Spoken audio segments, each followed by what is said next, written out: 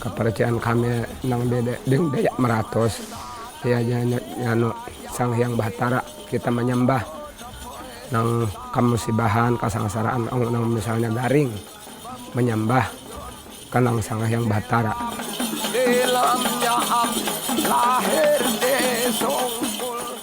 Ya rasa syukur kami terhadap panen besar gitu. Tradisi itu harus diturunkan ke anak cucu kita supaya jangan terputus. Dari turis luar itu kebanyakan mereka melakukan penelitian atau mencari burung yang belum pernah mereka temui. Jadi mereka hanya datang, mencari, melihat foto dan video. Itu udah puas bagi mereka.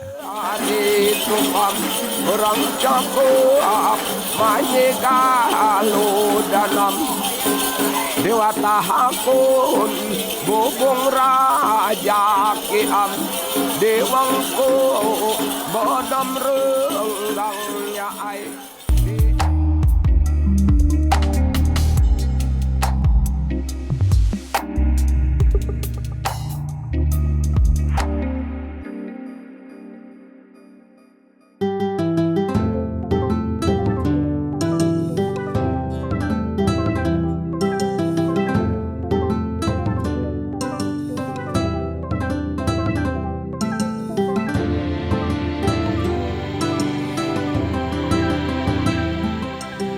Orang Meratus ini secara tradisional mereka tinggal di Pegunungan Meratus ya.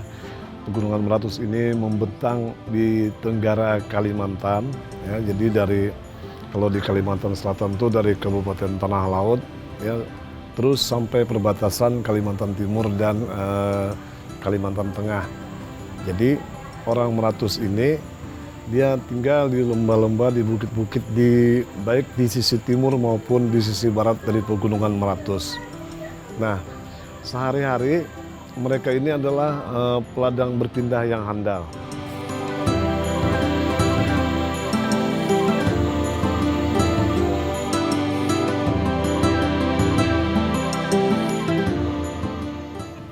Begitu di awal musim kemarau itu mereka melakukan penebangan, lalu kemudian mereka mengeringkan tebangan mereka, lalu di puncak musim kemarau dibakar. Nah, kemudian di awal musim hujan itu mereka melakukan penanaman.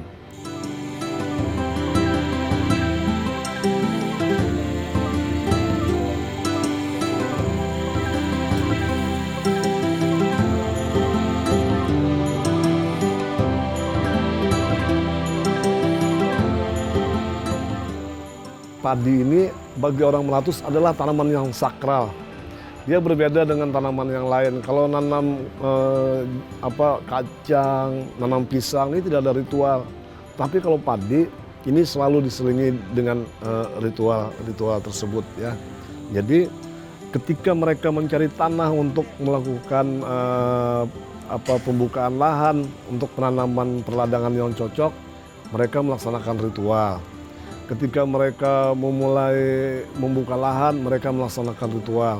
Ketika mereka menanam, nah lalu ritual yang besar itu ketika padi mulai mengurai, ini mereka melaksanakan ritual tulak bala. Ketika selesai panen, mereka melaksanakan ritual basambu umang. Ya. Nah kemudian di akhir tahun mereka melaksanakan ritual bakalang tahun. Semuanya ini berhubungan dengan perladangan.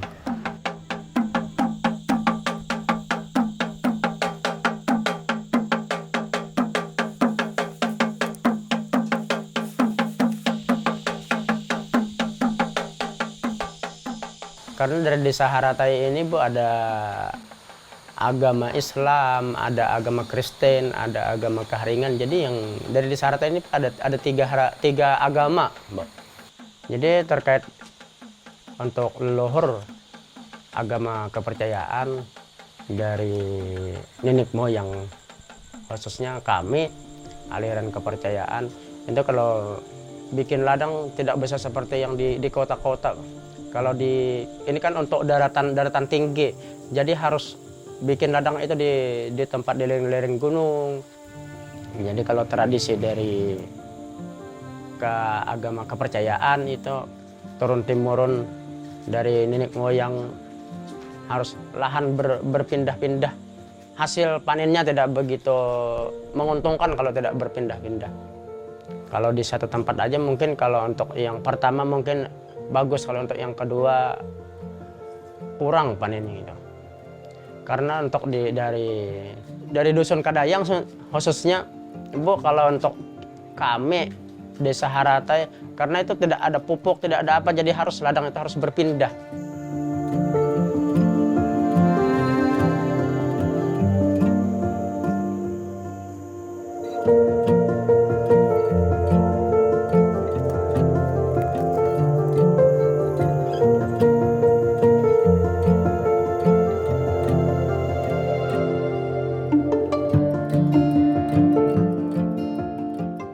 Jadi kami nih di gunung di Dayak Meratus berusaha kehidupan, maka menuri bahuma perkabun lumbuk, perkabun kacang, tanam pisang. Pang kami kehidupan sehari-hari kesan ongkos wilanja. Kepercayaan kami nang di Dayak Meratus, ya nyano Sang Hyang Bahtara kita menyembah nang kamusibahan kasangsaraan nang misalnya garing menyembah kanang Sang Hyang Bahtara. Sang Hyang Bahtara nang memadu dengan bumi dengan langit, nang memasang umat selintar dunia. Uja situ nang isi-isi alam nang di alam roh gaib, nang di alam kada terlihat.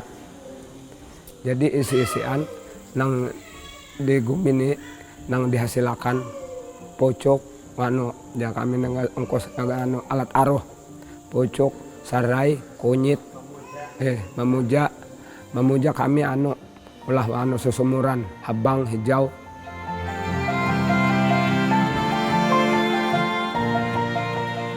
Kami ia madakan hukum adat ini kada kawa camu, kada kawa orang luar sadin masuk misalnya membakar misalnya, masuk atau mengolah lahan atau maulah peribahasanya nang jar kami ada hasil alam nak tahu gawe kada kawa. Ya kami ada akan undang-undangnya hukum adat ini kada kawa nang camuh nang sabar bebas kada kawa. Batinya bila kami misalnya nang kahutan ini biar tahu masuk kada kawa. Pokoknya dia ada akan hukum adat. Karena dibelah dia akan hukum adat. Nang kayak apa bisa orang di alam gaib itu kadim apakah nang jinjar kami nih karena kamusibahan.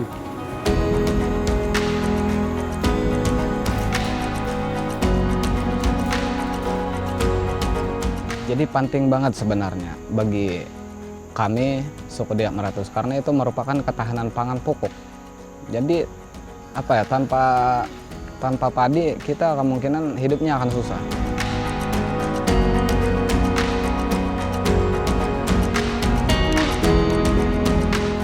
Paribasa kami di sini, paribasa yang orang Dayak sini dikelilingi itu sangkar itu tempat untuk melaksanakan acara ritual tadi kepada pencipta.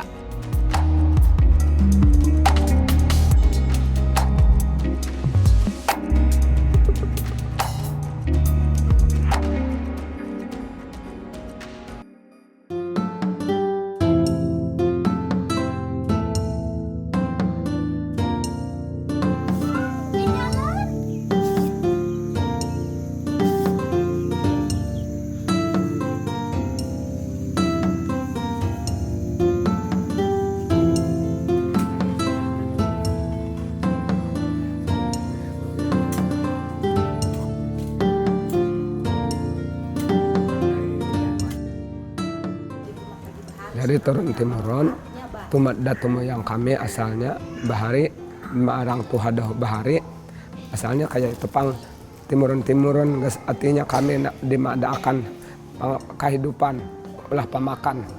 Jadi bahuma madakan ulah makanan bahuma kayak itu tai ditabas ditabangi dijamur ke matahari karing, isalukot. Hanya di situ pulang dipanduk jar kami di Lingaye. Hanya untuk melingaye salambaran, hanya ditugal pulang. Di awan anak kayu ditugal di baris. Jadi pas dia ujar kami dibanihe kayak itu, nah jadi banih sampai sampung hari tumbuh. Di situ kami pausahaan nang kehidupan. Iya madakan nih nang kayak ini nih. Diadakan bisa diaruhi ditulak bala. Jadi kami tulak bala sambil menyembah Kasang Hyang Batara, sambil menyembah meminta rejeki keselamatan umat. Ke situ kami menyesap menyerah. Menyerah.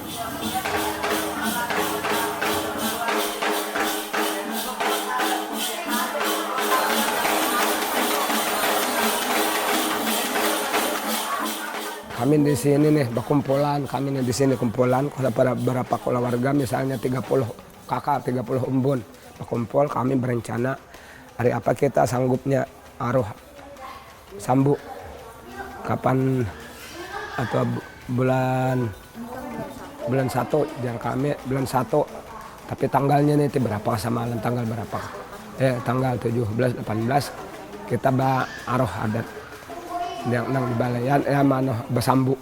Ya kami di situ berkumpul bertandik ajar kami diadakan papantangnya kada boleh bertabang kayu, kada boleh. Jadi di dalamnya jadi habis, lalu kami nih belah untung misalnya nang 3 malam aruhnya. Jadi sudah habis 3 malam, lalu itu nih dibangkiti ampih ujar kami bapak pantang ampih, ayo bebas pulang, berusaha pulang.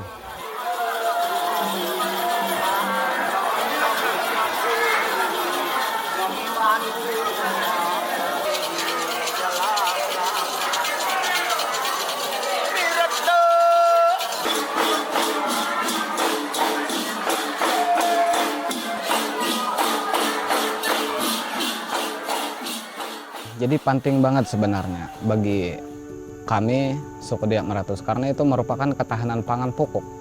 Jadi tanpa padi kita kemungkinan hidupnya akan susah. Makanya orang-orang Maratus itu nanam padi dibilang orang petani padi, tapi nggak pernah jadi uang karena selalu disimpan. Jadi disimpan itu di lumbung padi.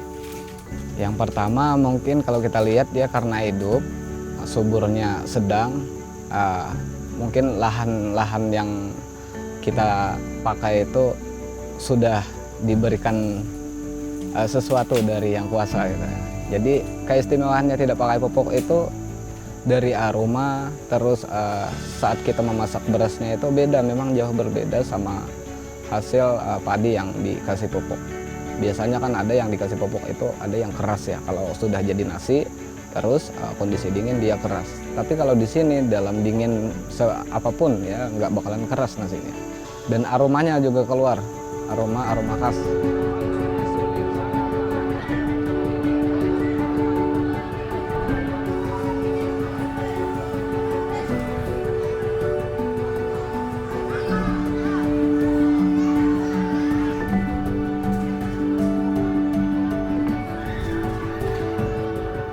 Jadi semua di anggota keluarga itu anak-anaknya dari yang dewasa hingga remaja yang bisa ikut membantu orang tuanya, mereka ikut menyiapkan apapun kebutuhan pelaksanaan upacara, mereka ikut membantu orang tuanya.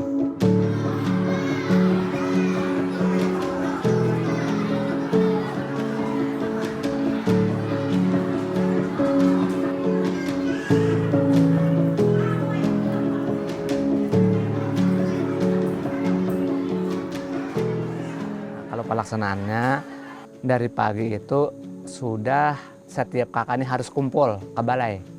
Kumpul artinya melaksanakan persiapan. Persiapan itu yang harus dibikin itu tadi tempat yang harus dikelilingi oleh balian itu tadi. Nah, ujar paribasa kami di sini, paribasa yang orang Dayak sini dikelilingi itu sangkar. Sangkar itu tempat untuk melaksanakan acara ritual tadi. Kepada pencipta.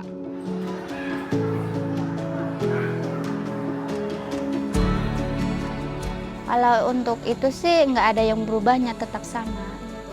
Namanya kan juga leluhur, turun-temurun. Jadi tidak ada yang namanya untuk dirubah-rubah acara tersebut. Setiap tahun sama aja acaranya. Kecuali nanti pas pesta panen besar baru ada ritual-ritual tersebut. Sebagai warga lokal Dayak Maratus, tentunya harapan ke depan supaya jangan terputus ya acara-acara tersebut yang seperti membuka lahan, terus menugal sampai panen besar, diacarakannya acara aroganal itu ya rasa syukur kami terhadap panen besar gitu. Jadi tradisi itu harus diturunkan ke anak cucu kita supaya jangan terputus. Masare pojang diwatanya rang jaka pae sadai raja ke sama bahoda poe sama bahurunam bamungkar jom di dalamnya lahir de sungkulnya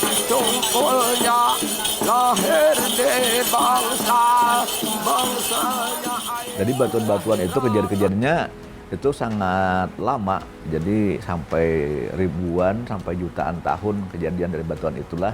Nah itu bagian daripada Geopark Meratus. Jadi kenapa kita jaga kebersihannya? Yang pertama banyak juga dari rekan-rekan pendaki itu, Bang kalau bisa kami kasih saran ya, pelayanan di Basecamp udah bagus.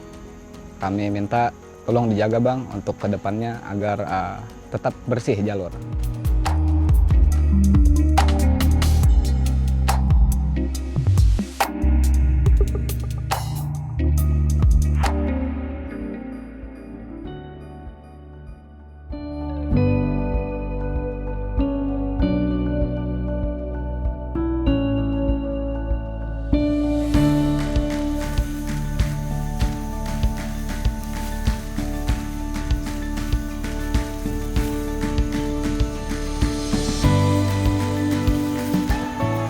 Pembersihan dilakukan dalam 3 bulan sekali atau per 3 kali kegiatan ada tamu naik nanjak ke Gunung Halau-Halakal. Sebagian dari pendaki itu ada yang dari turis luar ya. Dari turis luar itu kebanyakan mereka melakukan penelitian atau mencari burung yang belum pernah mereka temui. Jadi mereka hanya datang, mencari, melihat, foto dan video. Itu udah puas bagi mereka. Kalau turis lokalnya itu kebanyakan cuma ingin pernah ke puncak Gunung Halau-Halau dan menikmati suasana di perjalanan.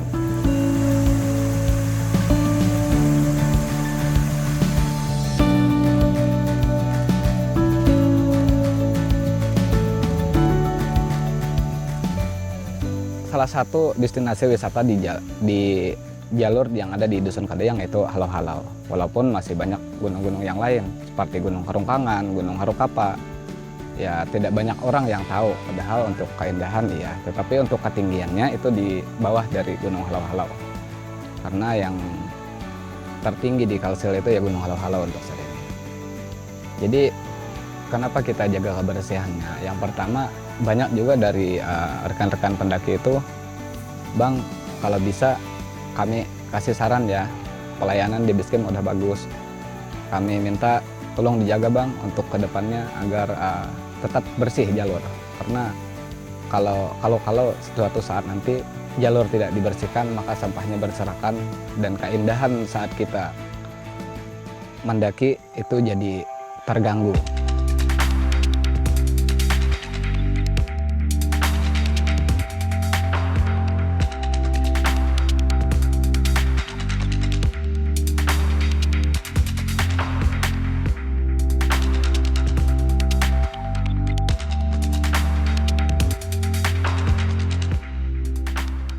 Banyak infrastruktur yang telah kita coba untuk melakukan pembenahan, terutama mengenai jalan dan jembatan agar memperlancar arus wisata yang menuju ke Lok Sado maupun juga masyarakat di sana juga untuk beraktivitas sehari-harinya maupun juga untuk melakukan mungkin aktivitas selain sekolah, pelayanan kesehatan, juga distribusi barang ke sana supaya lancar sehingga kehidupan di sana berjalan dengan semestinya.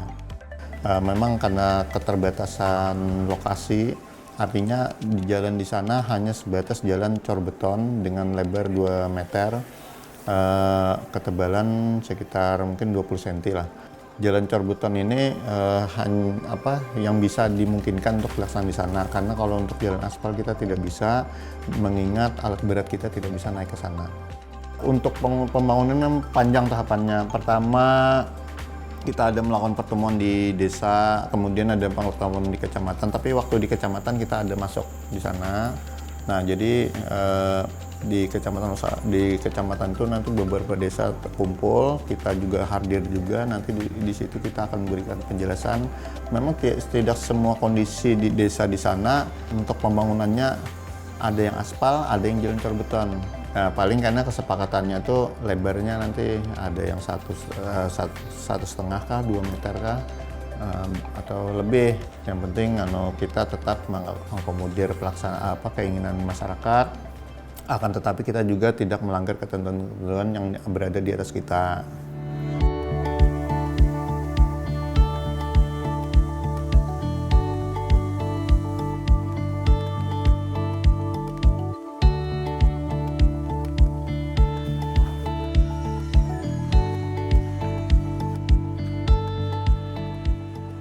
Kenapa di sana dijadikan sebagai kawasan strategis pariwisata nasional?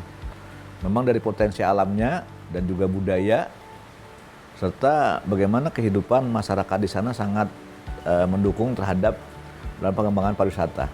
Karena di sana di samping mengangkat budaya, juga alam. Dan sekarang ini pun kawasan Lok Sado itu bagian dari Geopark Meratus. Jadi batuan-batuan itu kejadian-kejadiannya itu sangat lama, jadi sampai ribuan sampai jutaan tahun kejadian dari batuan itulah. Nah, itu bagian daripada Geopark Meratus. Karena Geopark itu bukan saja budayanya, tapi juga batuan serta kehidupan yang ada di atas bumi, apakah itu binatang maupun tumbuhan. Kalau kita lihat dari data yang dikirimkan dari pemerintahan Kabupaten Hulu Sungai Selatan itu, bahwa untuk yang domestik itu sekitar 715.111 orang.